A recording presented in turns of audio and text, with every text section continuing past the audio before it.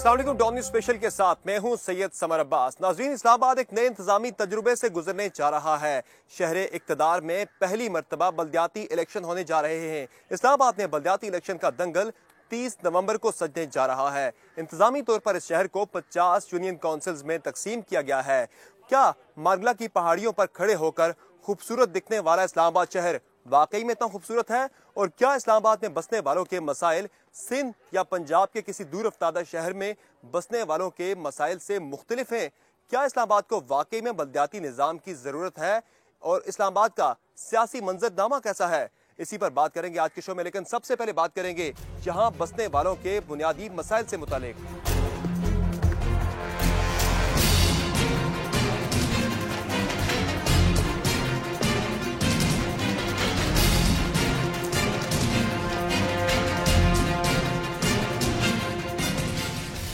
इस वक्त में मुल्क के किसी दूर अफ्तादा पसमानदा इलाके में मौजूद नहीं, बल्कि ये इस्लामाबाद में बरी इमाम का इलाका है। यूनियन काउंसिल नंबर 2 है और पार्लियामेंट से और वज़ीर आज़म हाउस से सिर्फ 2 किलोमीटर की दूरी पर यह इलाका है। लेकिन आप देख सकते हैं कि यहाँ पे कोई डेवलपमेंट नहीं है।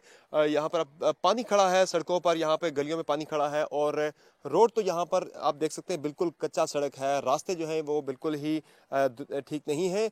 बड़े मुश्किल हालात में लोग यहाँ पर जिंदगी बसर कर रहे हैं। हम बरी इमाम का इलाका यूनियन काउंसिल नंबर 2 है। लोगों से बात करते हैं कि इनके मसाइल क्या है। जी बताइएगा, क्या मसाइल हैं, मेन इश्यूज क्या है आपको यहाँ पे?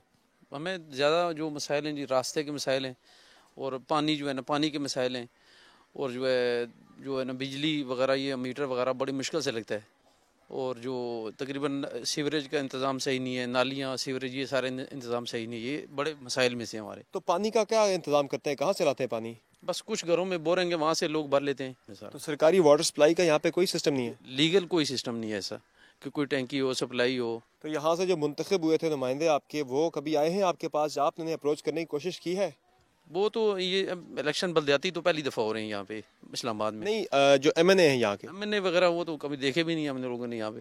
जी आप बताइएगा कि आपको किस तरह के मसाइल का सामना है रोज़मर्रा अपनी ज़िंदगी में? मिसाइल तो यही है, हमें सड़क का, पानी का और बच्चों का स्कूल का। जो आवाम जो हमारे लीडर तो आते हैं इधर, ना मेंबर आता है ना कोई भी आता है। बस वोट का वक्त आएगा तो वो वोट लेके गायब हो जाते हैं। अच्छा, एक बात और बताइएगा कि अब चूंकि बल्दियाती इलेक्शन होने जा रहे हैं पहली दफ़ा यहाँ पे इस्लामाबाद में, तो आपको लग रहा है कि बल्दियाती इलेक्शन होने के बाद आपके मसाइल हल होंगे? ये भी मुश्किल ही लग रहा है क्योंकि कोई मकामी आदमी नज़र नहीं आ रहा ना। हम तो वोट दे के छप्पा लगा के आ जाते हैं, मगर हमें फिर भी मकामी आदमी कोई नज़र नहीं आ रहा।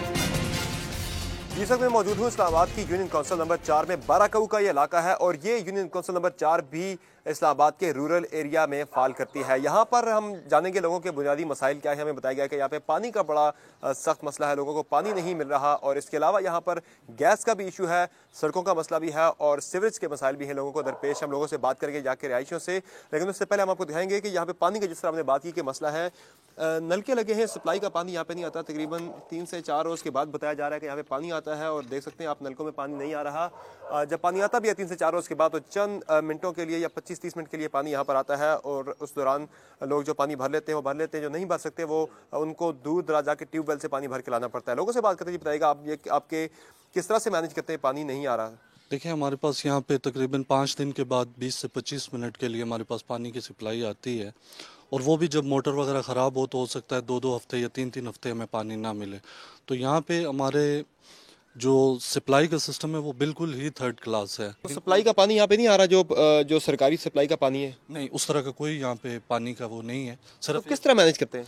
तो यहाँ पे मुख्तलिफ लोगों ने बोर वगैरह करवाए हुए हैं, या कुछ लोग जो हैं जिनके पास गाड़ियाँ वगैरह हैं तो वो इस्लामाबाद से जाके पीने के लिए भर के लेके आते हैं। इसके अलावा यहाँ पर हम लोगों से बात करते हैं मजीद मसाइल के। बताइएगा मजीद मसाइल क्या है पानी के अलावा यहाँ पे? देखिए, यहाँ सबसे बड़ा मसला पानी का है, और पानी में सबसे हम आप अगर इस आबादी में घूमें तो आपको हर दूसरे तीसरे घर में एक आदमी हेपेटाइटिस का मरीज़ ज़रूर मिलता है, और वो ये पानी साफ़ ना होने की वजह से है। सबसे बड़ा मसला तो ये है। उसके अलावा ये मसला है कि हमारे यहाँ गर्ल्स कॉलेज के लिए हमने जमाली साहब जो प्राइम मिनिस्टर थे उनसे एक सैंक्शन करवाया था। आप जाके देखें उस कॉलेज को, आज वो कूड़े के ढेर में बदल चुका है और कई साल हो चुके हैं और वो कॉलेज नहीं बना। फिर हॉस्पिटल का हमारा मसला है। अब आप हमारे RHC बाराकू चले जाएँ, वहाँ आपको बुनियादी जो दवाई ज़ुकाम और बुखार की वो भी नहीं मिलेगी। यहाँ हमारा 200 बेड का एक हॉस्पिटल सैंक्शन हुआ था, वो हमारा जो MN है यहाँ से, डॉक्टर तारिक नाम का आदमी, वो यहाँ से उसने शिफ्ट कर लिया तरलाई में। ये बाराकू के अवाम के साथ बड़ा जुल्म है, और जब उससे पूछा गया कि तुमने ये क्यों किया तो वो कहता है बाराकू में जगह नहीं है। हालांकि हमें CDA से हमने यहाँ से दो कब्रिस्तानों की जगह अलाट करवाई है, कॉलेज के लिए जगह हमें यहाँ मिली है, तो जगह बहुत है, लेकिन उसकी नीयत में चूँकि फतूर था तो इसलिए वो यहाँ से चला गया।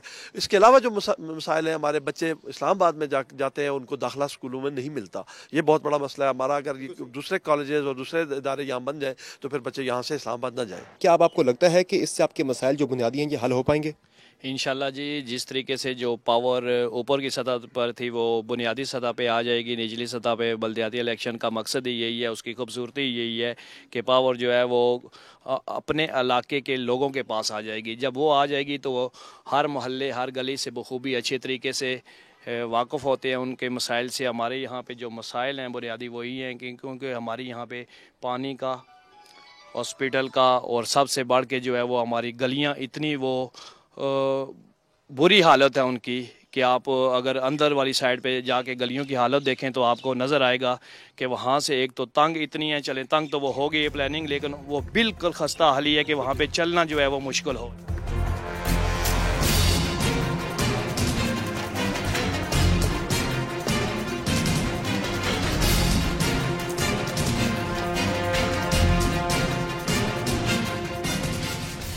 इस वक्त मैं मौजूद हूँ बाराकू के एक बाजार में। यूनियन काउंसिल नंबर 4 है ये। यहाँ पर काफ़ी ज़्यादा इंतखाबी गहमा गहमी देखने को मिल रही है, और हम बाजार में देखा हमने जा बजा मुख्तलिफ उम्मीदवारों के पोस्टर्स और बैनर्स आवेजा हैं, और कैंपेन भी साथ साथ जारी है। एक खातून हमने देखी यहाँ पे जो कि कैंपेन कर रही है, एक आज़ाद उम्मीदवार के, इनसे बात करते हैं। जी बताइएगा कि किस तरह से आपकी कैंपेन चल रही है, कौन है उम्मीदवार आपके?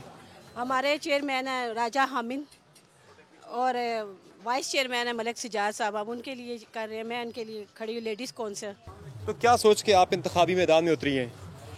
मैं ये सोच के गुजरी कि ये जो हमारा पैनल है इन्होंने बहुत काम किए हैं हमारे लिए और हमारी बच्चियों के लिए। ख़ास करके मैं ख़ुद 17 साल से इस इलाके की खिदमत कर रही हूँ, बच्चियों के JS फंड के, दूसरा मतलब बच्चियों की शादियाँ वगैरह भी कराई, गरीबों की मदद वगैरह भी की, और इसमें ये पैनल ने मेरा भरपूर साथ दिया, और आगे ये मज़ीद मेरे लिए। और ख़वातीन के कैसे ऐसे किस तरह के ऐसे मसाइल हैं जिनके लिए आप यहाँ पे खड़ी होना चाहती हैं, उन मसाइल को हल करना चाहती हैं? तरजीहात क्या आपकी ख़वातीन को लेकर के? ख़वातीन को लेकर सबसे बड़े इनके जो है स्कूल के मसाइल हैं बहुत ज़्यादा। जो बच्चियाँ ऐसे घराने हैं कि यहाँ पे बच्चियाँ जो मिडिल तक तो पढ़ लेंगी, आगे ये लोग अफोर्ड नहीं कर सकती। मैं वो अदारा चला रही हूँ ऐसा कि मैं बच्चियों को तालीम देती हूँ। ये पैनल कामयाब हुआ तो इंशाल्लाह ये मेरा साथ देंगी बच्चियों की पढ़ाई के लिए, बच्चियों की सिलाई सेंटर के लिए, कुकिंग के लिए। इन्होंने भरपूर मेरे साथ तावन करने का किया। जी आपने देखा लेडी काउंसलर यहाँ पे कैंपेन कर रही हैं अपने पैनल के लिए। आज़ाद खड़ी है यहाँ से, साजिदा राशिद इनका नाम है, और ये भी मैंने देखा मार्केट में, बाराकू के बाजार में ये घूम फिर के कैंपेन कर रही हैं और लोगों को अपने मैनिफेस्टो से मुतल्लिक आगाह कर रही हैं।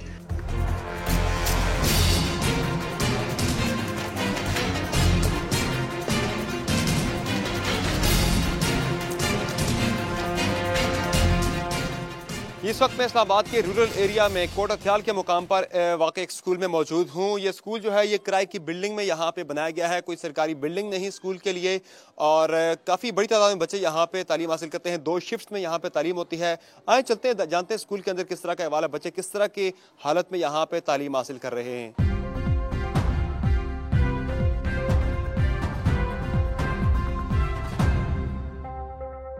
हमने बताया कि किराए की बिल्डिंग में ये स्कूल है, यहाँ स्कूल की इमारत नहीं है, और बड़े मुश्किल हालात में बच्चे यहाँ पर तालीम हासिल कर रहे हैं।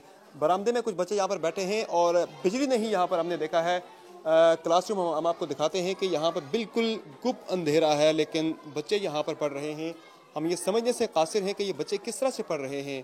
गुप अंधेरा है यहाँ पर, आप देख सकते हैं बच्चे बैठे हैं अंदर अंधेरे में यहाँ पर पढ़ रहे हैं। हम खुद ये समझने से कासिर हैं कि बच्चे किस तरह से अंधेरे में यहाँ पर पढ़ रहे हैं। स्कूल की स्ट्रेंथ क्या है, किस तरह से तालीमी निज़ाम होता है, ये बताइएगा सर कि कितनी टोटल स्ट्रेंथ है स्कूल की और किस तरह से चल रहा है निज़ाम सारा। 70+ बच्चे यहाँ पढ़ते हैं, कोई 76 के करीब हो। अच्छा, आपने बताया 100 के करीब। सेकंड में फर्स्ट शिफ्ट में कितने बच्चे हैं? फर्स्ट शिफ्ट में राउंड अबाउट 300 है, उसमें वो बच्चियाँ पढ़ती हैं उसमें।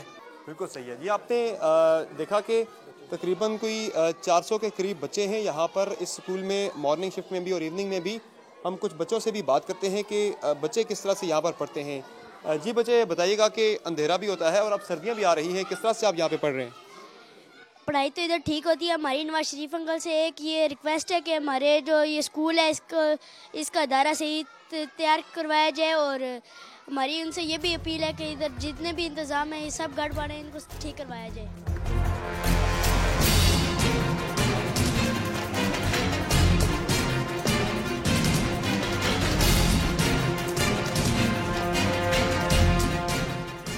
यहाँ मौजूद हैं बाराकाऊ के देही मरकज़ सेहत में, जो कि तकरीबन 1 लाख की आबादी के लिए यहाँ पर ये एक ही मरकज़ सेहत है। लेकिन यहाँ पर सुबह 8 से दोपहर 2 तक ये अस्पताल खुला रहता है, ये बुनियादी मरकज़ सेहत। उसके बाद बंद हो जाता है और उसके बाद यहाँ से अगर किसी को रेस्क्यू करना पड़े पिम्स अस्पताल या पोली क्लिनिक अस्पताल तो उसका कोई मुनासिब इंतज़ाम नहीं। एक एम्बुलेंस है यहाँ पर इस बुनियादी मरकज़ सेहत के लिए 1 लाख की आबादी के लिए, और वो भी आप देख सकते हैं कि ख़राब खड़ी है। लगता है कोई हादसा हुआ था इसका, जिसके बाद इसको ठीक नहीं किया गया। इसके अंदर के भी आप हालात देख सकते हैं।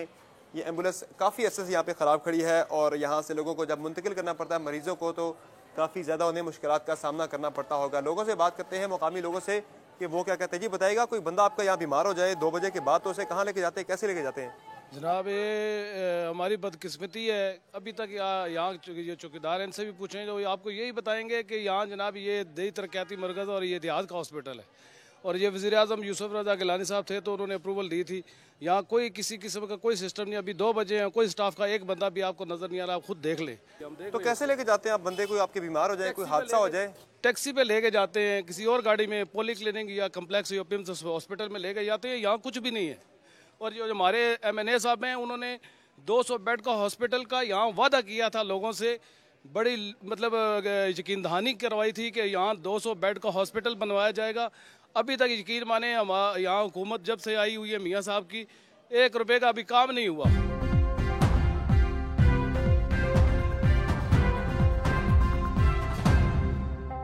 लोग पुरुमीद हैं कि बलदियाती निज़ाम इस्लामाबाद में जो पहली मरतबा इंट्रोड्यूस किया जा रहा है इससे लोगों के मसाइल हल होंगे। यहाँ पर लेंगे एक छोटा सा ब्रेक के बाद हम बात करेंगे इस्लामाबाद के जो अर्बन एरिया है, जो इस्लामाबाद का शहरी एरिया है, वहाँ पे लोगों के किस तरह के मसाइल हैं।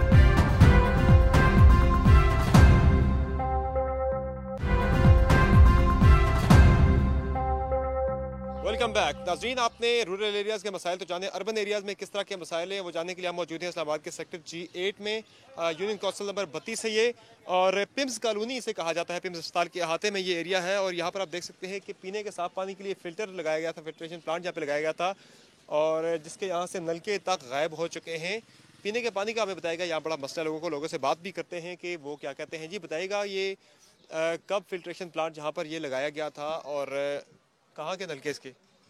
ये नलके वगैरह इसको तकरीबन 1 साल से ज़्यादा का ये लगा हुआ है, मगर के नलके वगैरह उतार के ले गए हम। फिल्टर प्लांट जो बंद पड़ा हुआ है। तो कैसे करते हैं? पीने का पानी साफ़ कहाँ से लाते हैं? पीने के पानी के लिए लोग ट्यूबवेल से लेके आते हैं, कहीं बाहर से जाते हैं। हमारे पिम्स के अंदर ट्यूबवेल लगा हुआ है, वहाँ से लेके आते हैं, मगर अपना फ़िल्टर प्लांट यहाँ पे कोई नहीं लगा हुआ है।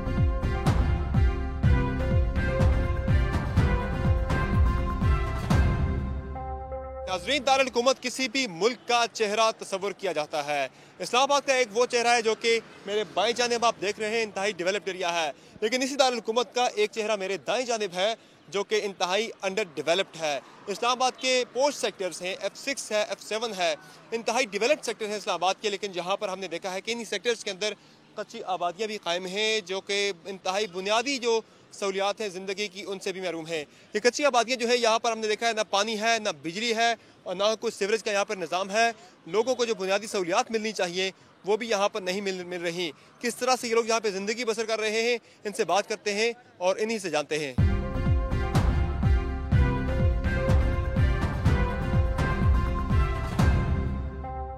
ये बताइएगा क्या बुनियादी मसाइल है आपके यहाँ? सबसे पहले हमारा दरीना मसला जो बिजली का है, 1 साल से हमारी बिजली बंद है।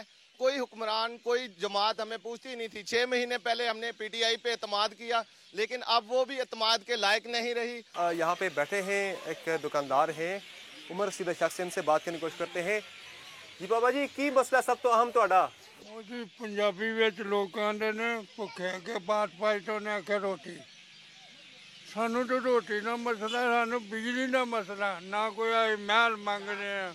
ਤੇ ਕੀ ਲੱਗਦਾ ਤੁਹਾਨੂੰ ਇਹ ਬਲਦਿਆਤੀ ਇਲੈਕਸ਼ਨ ਜਿਹੜੇ ਹੋ ਰਹੇ ਨੇ ਇਹਨਾਂ ਨਾਲ ਮਸਲੇ ਤੁਹਾਡੇ ਹੱਲ ਹੋਣਗੇ? ਇਹ ਤੇ ਮਤਲਬ ਅਸੀਂ ਤੋਕੋ ਰੱਖਨੇ ਆ ਨਾ ਕੋਤੇ ਉੱਤੇ ਖੜਾ ਜਾਂਦਾ। ये आपने सुनी गुफ्तगू यहाँ पे एक मुकामी शख्स की। हमारी जिस तरह से बात हुई है लोगों के साथ, वो तो यही कह रहे हैं कि बिजली इनका मसला है, इन्होंने बिल भी कुछ जमा कराए हैं, बिजली इनकी वहाँ नहीं। कुछ खातून से हम बात करते हैं। ये आप यहाँ पे रह रही हैं, क्या अहम मसले आपके क्या हैं? सारे इस्लामाबाद च नहीं बैठे थे, हिजाब च बैठे थे, तो हिजाब च बैठे थे। इतने चौधरी पेंदे ने, वो किसे पासे कोई खिंचता, कोई आंदा मैं पैसे दिते, कोई आंदा मैं पैसे दिते, सारे मीटर लगन। ये हमने पैसे खुद जमा कराए हैं, ये हमारे पास्टर साहबान ने पैसे जमा करने में हमारा साथ दिया है। बिल्कुल, ये 10 जुलाई 2015 का ये बिल है, ये जमा हुए हैं। तो ये आप कह रहे हैं कि आपकी बिजली बहाल नहीं की जा रही? नहीं की जा रही। अभी हमारे सारे पैसे, अभी आपको इन्होंने कोई यकीन दहानी कराई है कि आपकी बिजली बहाल करेंगे? लोन लेने में ये प्रोसेस में है काम। अभी बिल महल्ले से कलेक्ट करके जमा हो गया, अब जो है ना वापडा डिमांड नोटिस के लिए प्रोसेस में है।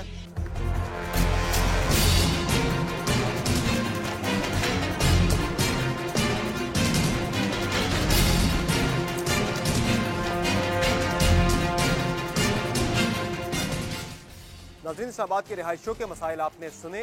इस्लामाबाद एक अहम तजारती मरकज़ भी है। यहाँ के ताजरों के क्या मसाइल हैं, उनकी क्या तरजीहात हैं, वो क्या उनको क्या तवक्कुआत हैं बलदियाती इंतखाबात से या बलदियाती निज़ाम से, उनसे जाते हैं। ये बताएगा कि किस तरह के मसाइल हैं ताजरों को इस्लामाबाद के। देखिए, इस्लामाबाद में सबसे पहले ताजर बरादरी जो है ना, उनके बड़े मसाइल हैं। CDA से मुतल्लिक है, वापडा से मुतल्लिक है, FPR से मुतल्लिक है, इंतज़ामिया से मुतल्लिक है, पुलिस से मुतल्लिक है। ये उस वक्त तक हल नहीं होंगे जब इनको सीरियस नहीं लिया जाएगा। यहाँ पर CDA के कई शोबे काम कर रहे हैं जिनके जिम्मे लाइट है, सीवरेज का निज़ाम है, पानी का निज़ाम है। यहाँ पर इतनी पुरानी मार्केट है कि पीने का पानी साफ़ नहीं मिलता, फिल्ट्रेशन प्लांट नहीं है, वाशरूम की सहूलत नहीं है, सीवरेज लाइनें जो 45-50 साल पुरानी बसीदा हो चुकी हैं, उनको रिपेयर करने की, तब्दील करने की ज़रूरत है। ये सुपर मार्केट है इस्लामाबाद की, सबसे जो है ना अहम मार्केटों में से एक है। यहाँ बता रहे हैं इस तरह के मसाइल हैं। सहूलियात जो है वो मुहैया नहीं की गई हैं। पानी का पीने का साफ पानी नहीं, वाशरूम नहीं है, और यहाँ पर लोड शेडिंग का जो है वो बहुत ज़्यादा वो है। लाइटें वैसे बंद हो जाती हैं, यहाँ पर स्ट्रीट क्राइम शुरू हो जाता है, पर्स छीनने की वारदातें शुरू हो रही हैं, और गाड़ियाँ चोरी हो रही हैं, मोटरसाइकिल चोरी हो रही है। इस तरह की कई वारदातें हैं जो हो जाती हैं। बहुत शुक्रिया आपका जी। आपने सुनी सुपर मार्केट के ताजरों की गुफ्तगू, जो कि किसी हद तक पुरुमीद भी हैं। इनके मसाइल काफ़ी ज़्यादा हैं, लेकिन ये किसी हद तक पुरुमीद भी हैं कि बलदियाती निज़ाम जो इस्लामाबाद में इंट्रोड्यूस कराया जा रहा है, बलदियाती इलेक्शन होंगे, जो मुंतखब नुमाइंदे होंगे मुकामी सतह के, वो इनके मसाइल काफ़ी हद तक हल करने में इनकी मदद करेंगे। यहाँ पर एक ब्रेक लेंगे, ब्रेक से वापस आकर हम बात करेंगे इस्लामाबाद की सियासी क़यादत से कि सियासी क़यादत की इस्लामाबाद की क्या तरजीहात हैं।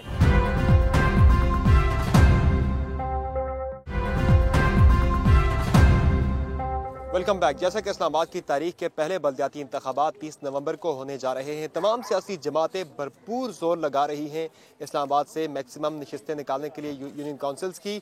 और इस्लामाबाद में जो इलेक्शन हो रहा है, बलदियाती इलेक्शन, इसकी अहमियत ये नहीं कि यहाँ पर सियासी जमात इसलिए जोर नहीं लगा रही कि सिर्फ मेयरशिप हासिल कर लें, बल्कि वफाकी दारुल-हुकूमत होने की वजह से इस्लामाबाद के इस बलदियाती इलेक्शन की काफ़ी ज़्यादा अहमियत है। इसकी अलामती काफ़ी ज़्यादा अहमियत है। जो जमात यहाँ से जीतेगी उसको काफ़ी ज़्यादा अहमियत उसको हासिल होगी, चूँकि वफाक से जो जमात जीतेगी तो वो काफ़ी ज़्यादा इसकी माइलेज लेगी। और पाकिस्तान तहरीक इंसाफ, नून लीग और पीपल्स पार्टी, सारी जमातें काफ़ी जोर लगा रही। तहरीक इंसाफ और नून लीग काफ़ी ज़्यादा एक्टिवली अपनी कैंपेनिंग कर रही हैं इस इस्लामाबाद के इस बलदियाती इलेक्शन के लिए। असद उमर साहब हमारे साथ मौजूद हैं, पिम्स की इस वक्त मौजूद है यहाँ पे, पिम्स के अहाते में यहाँ पे कैंपेन चला रही है यूनियन काउंसिल नंबर 32 में। उनसे बात करते हैं। असद साहब, बताइएगा क्या तवक्कुआत है पाकिस्तान तहरीक इंसाफ को आने वाले बलदियाती इलेक्शन से इस्लामाबाद के? क्या वही होगा जो पंजाब में पहले और दूसरे मरहले में हुआ, या इस दफ़ा नताइज मुख्तलिफ होंगे इस्लामाबाद के अंदर?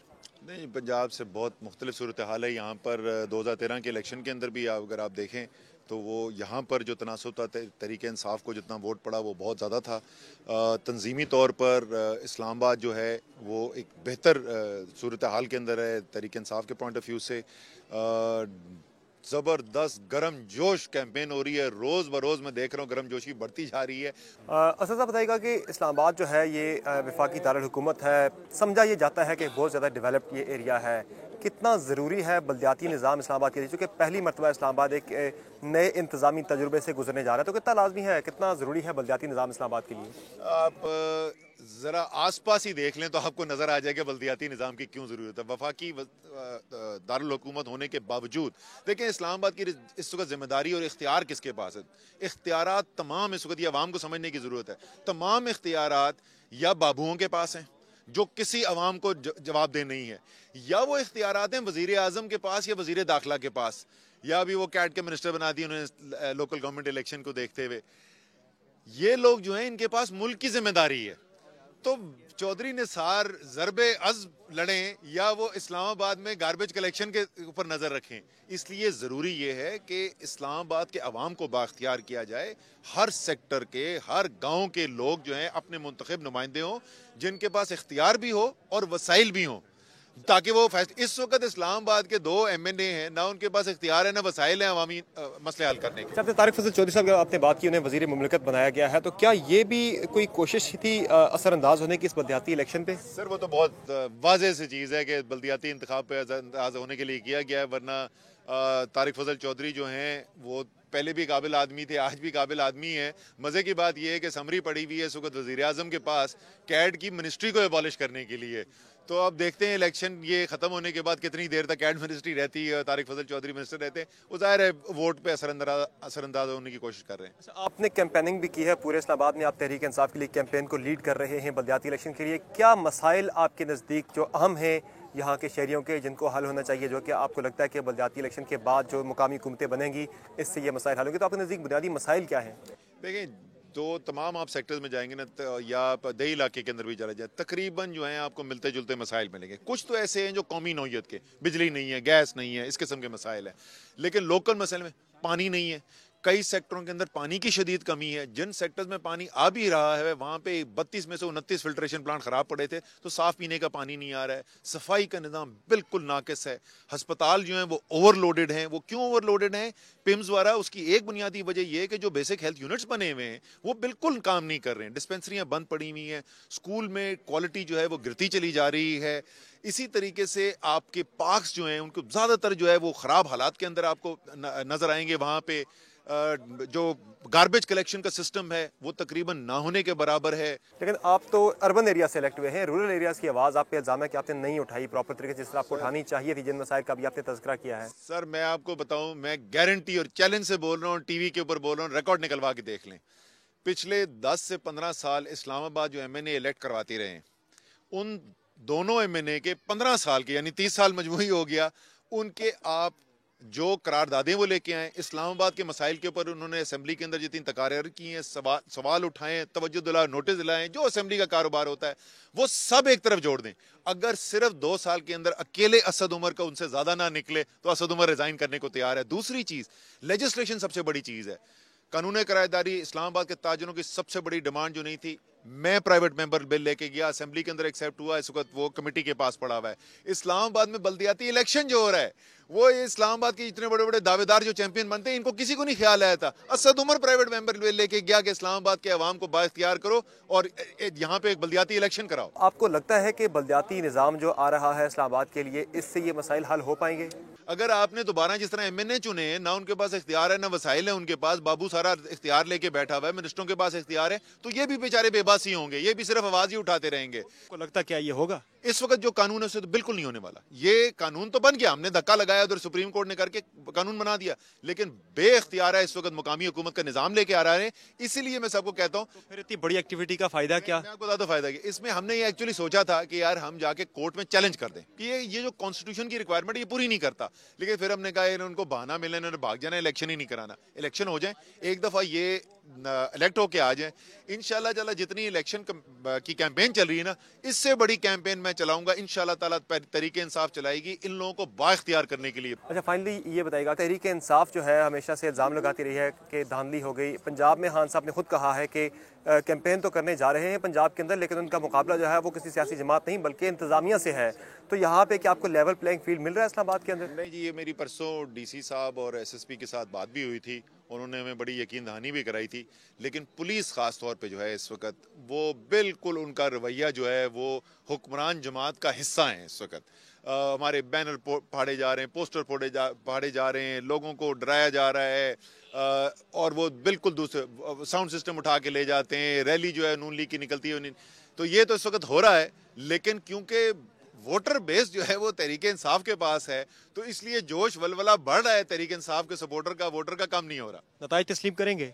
नताइज हम हमेशा तस्लीम कर लेते हैं सर, हम तो कानूनी रास्ता इख्तियार करते हैं ना। जहां हमारे ख्याल में धांधली हुई भी हो तो हम तो कानून का ही रास्ता इख्तियार करते हैं। जो कानून के अंदर हमें मौके दिए गए हैं बशमूल सड़क पे आके एहतजाज करने के, वो भी कानून का हिस्सा ही है। पाकिस्तानी जो हुक्मरान है इनको समझ में नहीं आती है, तो तहरीक इंसाफ जो भी करेगी, अगर धांधली होगी, हमें एक बुरी आदत है, हमें सच बोलने की आदत है। धांधली नजर आएगी तो हम बोलेंगे धांधली हुई है, ठीक है ना, लेकिन कानून के रास्ते के अंदर रहते हुए करेंगे।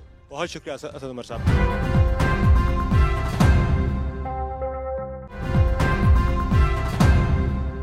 Welcome back. इस्लामाबाद से मुंतखब मुस्लिम लीग नून के रुकन कौमी असम्बली जो कि अब वज़ीर मुमलिकत बराए कैट भी हैं, तारिक फजल चौधरी साहब हमारे साथ मौजूद हैं, उनसे बात करते हैं। तारिक फजल चौधरी साहब बताइएगा कि कितना ज़रूरी है इस्लामाबाद के लिए बल्दियाती निज़ाम? बिस्मिल्लाहिर्रहमानिर्रहीम।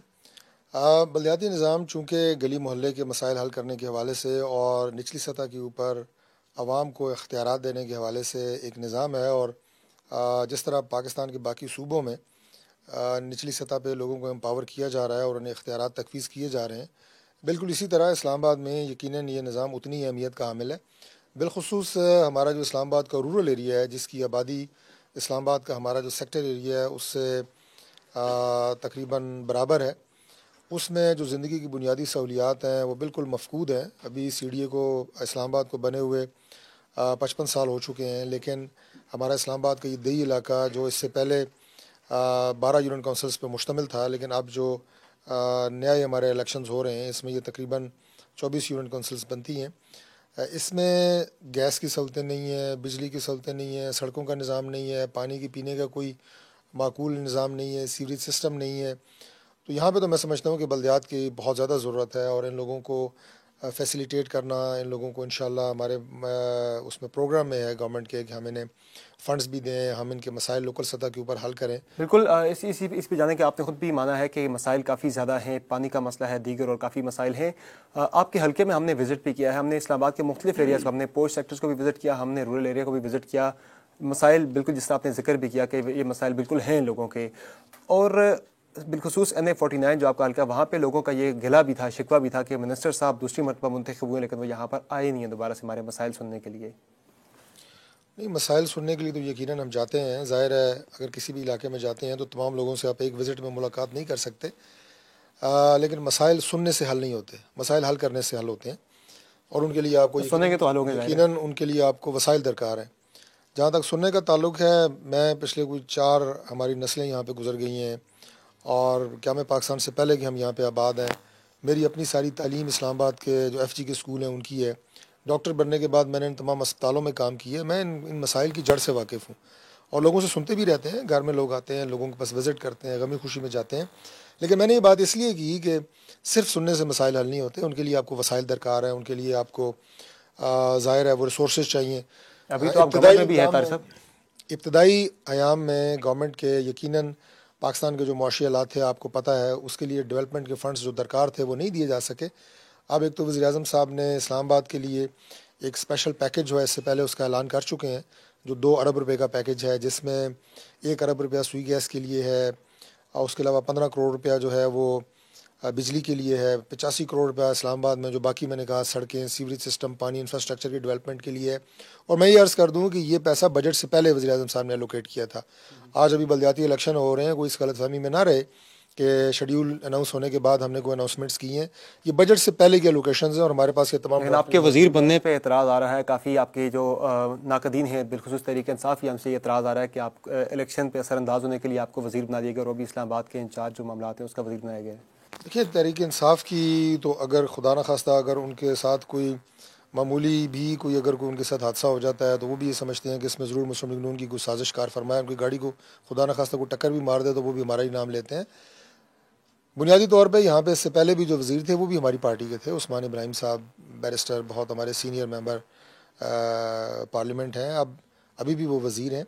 मैं नहीं समझता कि वो कौन सा ऐसा काम है जो मैं कर सकता हूँ और हमारी अपनी पार्टी के दूसरे वज़ीर नहीं कर सकते। ऐसा तो नहीं है कि ये वजारत नई कोई क्रिएट की गई है और उसके बाद इसमें कोई वजारत हमने क्रिएट करके एक नया वज़ीर यहाँ पे अपॉइंट की है। यकीनन प्राइम मिनिस्टर साहब ने बहुत ज़्यादा मेरे ऊपर एतमाद किया, बहुत ज़्यादा तवक्कुआत मुझसे वाबस्ता की, और जो नई एक डेवलपमेंट हुई है आज, वो भी इस्लामाबाद में मैं समझता हूँ बहुत तारीख़ी डेवलपमेंट है कि हमारी जो CDA है, कैपिटल डेवलपमेंट एडमिनिस्ट्रेशन, उसे भी अब कैट के साथ मुंसलिक कर दिया गया है, इसके ज़ेरे कंट्रोल दे दिया गया है। ये वो थोड़ा सा फ़र्क था, ये जो मैं आपको कह रहा था रूरल एरिया में महरूमी है, इस्लामाबाद के सेक्टर एरिया में डेवलपमेंट हो चुकी है, क्योंकि दो मुख्तलिफ मिनिस्ट्रियाँ, दो मुख्तलिफ इदारे इस्लामाबाद के इलाकों को कंट्रोल कर रहे थे। लेकिन अब चूँकि रूरल एरिया, आपका सेक्टर एरिया, आपकी बाकी जो तालीम, सेहत, ये सारे मिनिस्ट्री ऑफ कैट के साथ अटैच हैं, तो इंशाअल्लाह मैं ये उम्मीद करता हूँ कि जो प्राइम मिनिस्टर साहब ने मैंडेट दिया है और जो तवक्कुआत वाबस्ता करके मुझे यहाँ मिनिस्टर उन्होंने अपॉइंट किया है, इंशाल्लाह ये सारे मसले इस्लामाबाद के लोगों के हल होंगे इंशाल्लाह। तो अभी तवक्कुआत क्या है मुस्लिम लीग नून को? चूँकि 50 में से 49 में आपने भी कैंडिडेट फील्ड किए हैं, 48 में तहरीक इंसाफ ने भी किए, वफाकी दारुल-हुकूमत है, दोनों जमातें काफ़ी ज़्यादा जोर लगा रही हैं कि यहाँ की हुकूमत हासिल की जाए। तो नून लीग कितनी सीटें मुतवक्किल हैं? आप कितनी सीटों की तवक्को कर रहे हैं? 50 में कितनी यूसीज़ आप विन कर पाएंगे? अल्लाह का शुक्र है कि हमारे इस्लामाबाद के अवाम इतने बाशऊर हैं कि वो ये समझते हैं कि इन मसाइल को सिर्फ हम हल कर सकते हैं। 2-3 उसकी वजूहत हैं। जो कुछ हमारे पास बजट से पहले जो हमें फ़ंड्स रिलीज़ हुए, मैं ख़ुद यहाँ पे लोकल हूँ, लोगों के साथ हमारा जीना मरना है, लोगों के साथ हमारा उठना बैठना है, हम यहाँ से कोई भागने वाले नहीं हैं। जो वादे करेंगे अल्लाह के फजल से, ये जो किए हैं माजी में इलेक्शन के दौर में किए हैं, वो सारे पूरे करेंगे। तो इसलिए लोग सही फ़ैसला करेंगे, और मैं बहुत यकीन से ये बात कहता हूँ, मोहतात अंदाज़े से ये बात कहता हूँ कि 50 में से इंशाल्लाह 40 से ज़ायद यूनियन काउंसिल्स इंशाल्लाह हम विन करेंगे। जब फाइनली बताइएगा, तहरीक इंसाफ ये कह रही है कि उन्हें कैंपेन नहीं चलाने दी जा रही प्रॉपर तरीके से, इंतज़ामिया रोक रही है, पुलिस उन्हें रोक रही है, उन्हें उनके बैनर्स फाड़ दिए, उनकी रैलीज रोक दी जाती हैं। तो क्या आपको लगता है कि वाकई ऐसा है? आप चूँकि हुकूमत में भी हैं, इंतज़ामिया को, हुकूमत ने कोई ऐसा गो थ्रू दिया कि उन्हें रोका जाए, कोई ऐसा ऑर्डर दिया कि रोका जाए PTI को? पाकिस्तान तहरीक इंसाफ इस वक्त पाकिस्तान तहरीक इल्ज़ामात बन चुकी है। आप साबित करें कि मैं MNA होते हुए या अभी वजारत का कलमदान संभालने के बाद किसी जलसे में गया हूँ। मैं आपको एक नहीं 10 से ज़ायद जलसे साबित करके दे सकता हूँ जहाँ असद उमर साहब ख़ुद तशरीफ़ लेके गए, हालांकि जो कोड ऑफ कंडक्ट है इलेक्शन का, उसके तहत वो वहाँ पे नहीं जा सकते। शफ़कत महमूद साहब की जगह पे जा चुके हैं।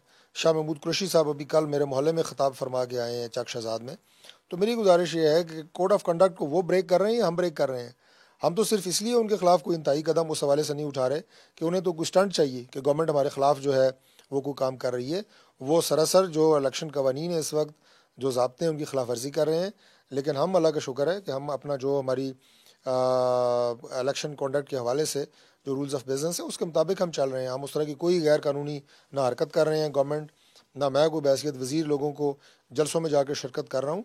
तो मेरा ख्याल है ये उनका जो इल्ज़ाम है ये वो चोर मचाए शोर के मुतरादिफ है। बहुत शुक्रिया तारिक फजल चौधरी साहब।